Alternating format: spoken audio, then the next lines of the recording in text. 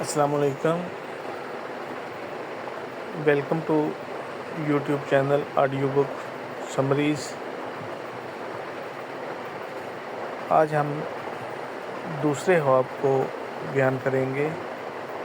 حضور پاک صلی اللہ علیہ وسلم سرور کونین آخر زمان نبی و آخر زمان نے فرمایا کہ پھر ایک رات نبی کریم صلی اللہ علیہ وسلم نے ایک خواب دیکھا کہ آپ کے گھر کی ایک چھت کی لکڑی نکل گئی ہے اور اس میں ایک سیڑھی اتر رہی ہے، اور وہ سیڑھی جو ہے وہ چاندی کی بنی ہوئی ہے.